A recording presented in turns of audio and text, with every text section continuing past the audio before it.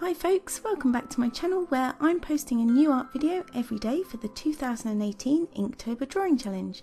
Today is day 20 and the word prompt is breakable, which with my animal themed Inktober made me think of eggshells and newly hatched chicks.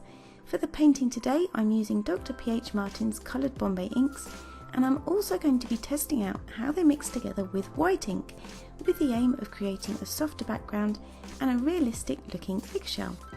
If you like this video, please give it a thumbs up, comment and subscribe to my channel, and remember to hit the bell icon if you don't want to miss out on future videos. Thank you as always to everyone who continues to give me encouragement and support. It makes so much difference to my motivation and it really is appreciated. So on with today's painting, and after spending a bit of time thinking about what order I was going to paint things in and the techniques I wanted to use, I decided I'd start by putting in a loose background using the wet on wet method. I wanted the background to be fairly pale, so began by mixing a few drops of blue ink with some white ink to create a really nice pastel blue colour. This I dropped onto the pre-wetted paper in a random fashion to achieve a soft baby blue backdrop for this little chick.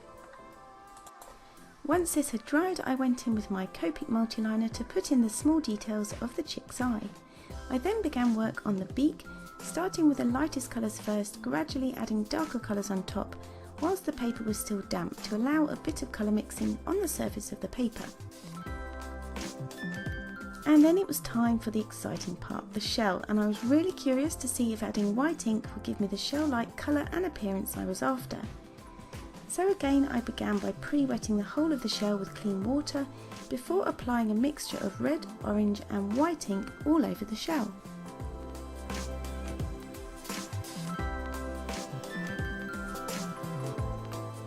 Then once I'd done that, and whilst the paper was still wet, I added some sepia tones to my eggshell mixture and dropped that into areas that were in shadow, so mainly on the underside of the shell nearest the ground, and then left it to dry.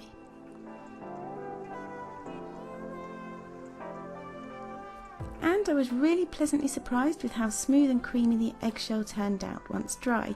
So with that done, I moved back to paint the chick, starting by adding some orangey colours to his foot and then going on to finish his face and body.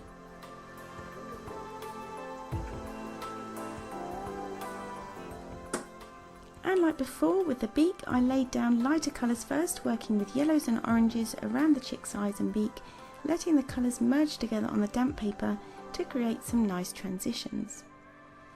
So this chick was actually very dark brown in colour looking at my reference picture, with just small areas of yellow, orange and brown feathers around his eyes.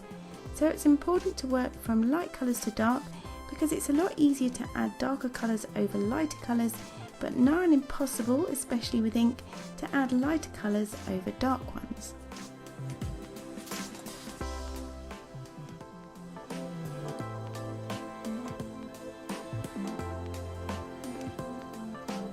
Now another thing I did want to work on in today's piece was fluffiness. I wanted the chick to look really fluffy and soft, so tried pulling out some super fine feathers using a cocktail stick again, which works okay as long as you've got enough ink on the paper to move. As being wood, the cocktail stick can't absorb any ink, but I did get some okay results with this technique nonetheless, and used it in combination with my really small fine paintbrush.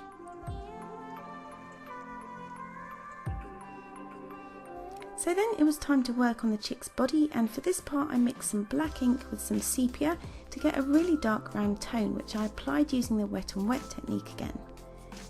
And I'm really enjoying this technique. It's definitely becoming one of my favourite ways to apply colour, and can be used together with the wet on dry technique to achieve some really nice results.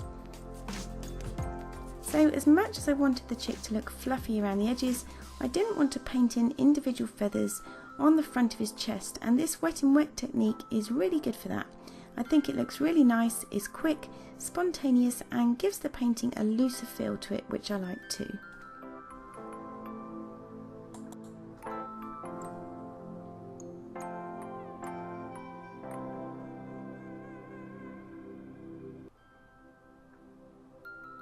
So one thing I did want to try and do as well is to make sure that the little hairs overlapped the eggshell on the bottom, as you can see, and I did use a combination of my really fine paintbrush and my cocktail stick, just to have some of those little feathers come over that area and make it look like the chick was sort of sitting over the eggshell.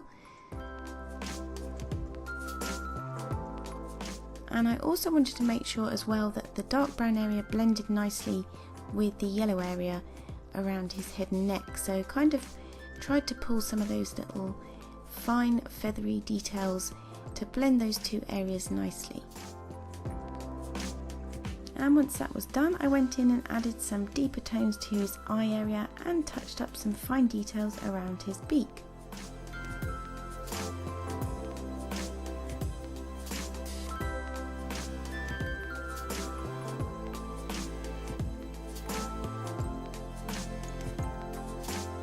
And then it was time to move on to that last wing, again using the same technique with a very fine paintbrush just to pull out some of those little feathers.